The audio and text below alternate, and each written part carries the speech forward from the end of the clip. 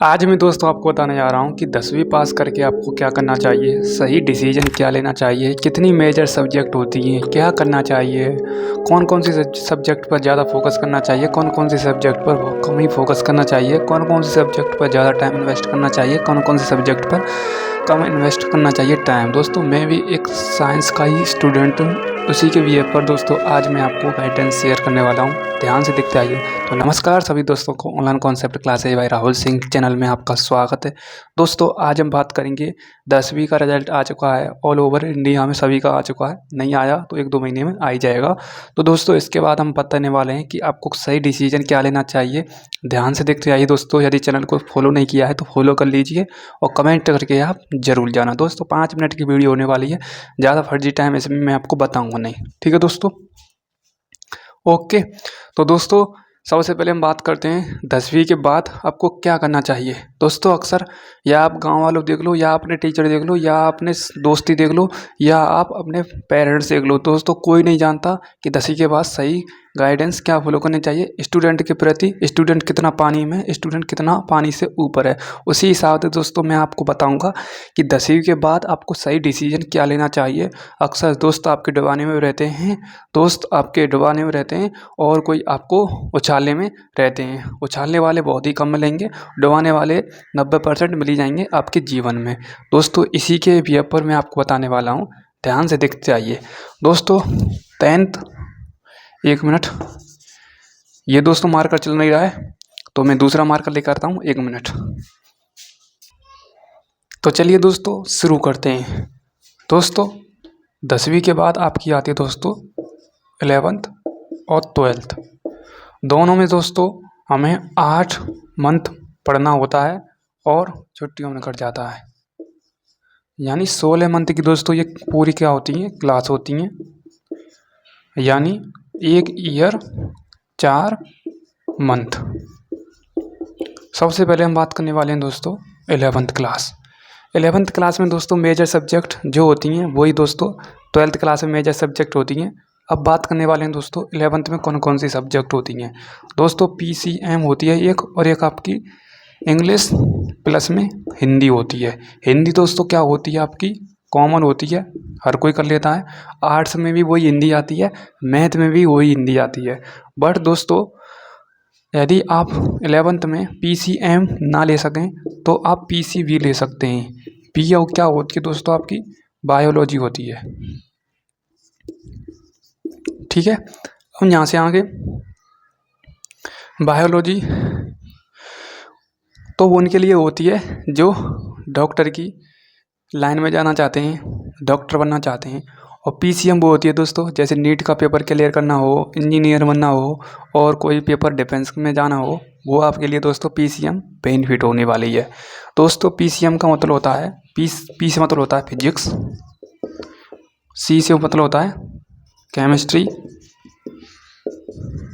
M का मतलब होता है मैथ। वही कॉमन इसी में होता है, P physics, C chemistry, B bio. अब दोस्तों ये जो सब्जेक्ट होती हैं दोस्तों, यहीं पर स्टूडेंट घबरा जाता है और यहीं पर दोस्तों मात खाता है। अक्सर जो स्टूडेंट होता है 11th क्लास में बेफुजली के हिसाब से मैथ ले लेता है, और बेफुजली के हिसाब से उसकी इतनी तगड़ी लंका लगती है कि उसके चक्के छूट जाते हैं और उन मेजर सब्जेक्टों पर वो ध्यान नहीं दे पाता है। वही दोस्तों आप करते हैं। यदि दोस्तों आप PCM पर जितनी पकड़ बना लें उतने ही आप जल्दी सक्सेस हो जाएंगे, उतनी जल्दी आपको जॉब मिल जाएगी। दोस्तों डिफेंस के एग्जाम में PCM का ही खेल रहता है, C को उठा दो, P और M का खेल रहता है, यानी फिजिक्स और केमिस्ट्री। कम टाइम ड्यूरेशन में दोस्तों आपको सवालों को फोड़ना होता है, और कम टाइम ड्यूरेशन में आपको ज़्यादा से ज़्यादा अचीव क्वेश्चन करने होते हैं, फोड़ने होते हैं। उसके बाद दोस्तों इंग्लिश भी होती है। PCM पर जिसकी पकड़ हो गई, यूँ समझो वो 80% खेल को खेल गया, ठीक है। अब दोस्तों सबसे पहले हम बात करते हैं फिजिक्स, केमिस्ट्री और मैथ। इनमें हमें कितना टाइम देना होता है, कितना, ये तो मैं बाद में बताऊंगा, ये वीडियो अलग सेपरेट बनेगी। मैं वो बता रहा था कि आपको सही डिसीजन क्या लेना चाहिए, किसके बाद, 10th के बाद। 10th के बाद दोस्तों आती है आपकी आर्ट्स। आर्ट्स का और कॉमर्स का, इनका भी आपको क्या मिलता है, अपॉर्चुनिटी मिलती है। सॉरी, अपॉर्चुनिटी आपकी आर्ट्स की भी मिलती है, उसके बाद कॉमर्स की भी मिलती है। दोस्तों ये वो बंदा लेता है जो बहुत ही लो लेवल की पढ़ाई कर रहा है अपने जीवन में, उसे अपना टारगेट अभी सही ठीक बैठाया नहीं है, और जिसने 7 टारगेट 8वीं क्लास से बैठाया है उसके लिए दोस्तों ये पीसीएम रहेंगी। दोस्तों पीसीएम उसके लिए रहेगी जिसकी 10th क्लास में दोस्तों मैथ पर ज़्यादा पकड़ हो, मैथ पर ज़्यादा पकड़ होगी, वही दोस्तों पीसीएम में सक्सेस हो पाएगा। पीसीएम में दोस्तों ऐसा नहीं है कि नीलबट्टे सन्नाटा स्टूडेंट पहुंच जाए और पीसीएम में अपने आप को धुरंधर समझे। दोस्तों उसी की बहुत बुरी तरह से लंका लगेगी।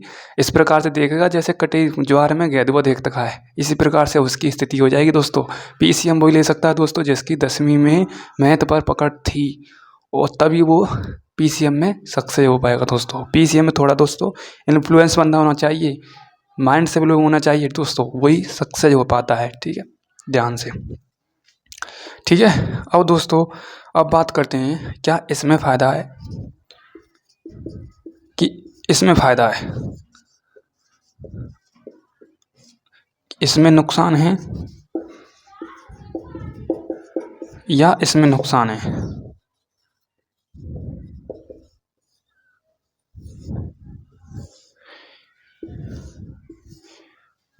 नुकसान और फ़ायदे की बात करते हैं दोस्तों। बेनिफिट क्या होने वाले हैं, ध्यान से देखते आइए।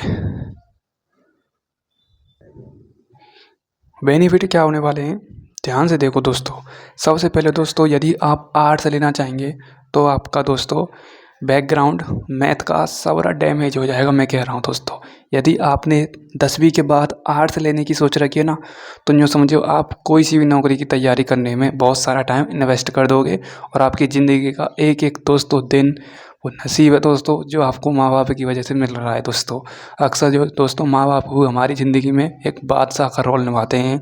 माँ बाप से बड़ा दोस्तों इस दुनिया में है ही नहीं है। वो एक एक पल के लिए दोस्तों हमारी ज़िंदगी के लिए हाजिर होते हैं, बट हम उनकी ज़िंदगी के लिए दोस्तों ना तो 1 साल इन्वेस्ट कर सकते हैं, ना 6 महीने इन्वेस्ट कर सकते हैं। दोस्तों वो आपकी ज़िंदगी के लिए दोस्तों 25 साल इन्वेस्ट करते हैं। वो अपने शरीर को भी नहीं देखते हैं, शरीर को भी त्याग देते हैं कि हमारा बेटा एक सरकारी नौकरी को पकड़ ले। तो यही तो दोस्तों आपके लिए मोटिवेशन होना चाहिए। तो इसी प्रकार से दोस्तों यदि आप आर्ट्स लेना चाहते हैं ना, तो कंपटीशन में दोस्तों मैथ सभी में चल रही है। अब आप देख लो आर्ट्स में फ़ायदा है या मैथ में फ़ायदा है। मैथ दोस्तों आप लेंगे तो मैथ में आपका दोस्तों ये माइंड है ना, ये इतना एनर्जेटिक हो जाएगा, शक्तिशाली हो जाएगा, इतना पावर हो जाएगी इसमें कि आप कोई से भी एग्जाम की मैथ चले आइए आराम से कर लोगे दोस्तों। तो यही दोस्तों इसमें डिफरेंस है, आर्ट्स में फ़ायदा है। और मेरे हिसाब से प्रत्येक स्टूडेंट दोस्तों मैथ ही ले, क्योंकि मैथ का ही खेल है आज के टाइम दोस्तों। माइंड डेवलपिंग, जिसके दिमाग जितना तेज चलेगा वही इन्वेस्ट मतलब बेनिफिट हो पाएगा उसकी लाइफ में। ठीक है दोस्तों, तो ये दोस्तों मेरी तरफ से एक कंडीशन है, इसे फॉलो कीजिए। ठीक है दोस्तों, थैंक यू, जय हिंद।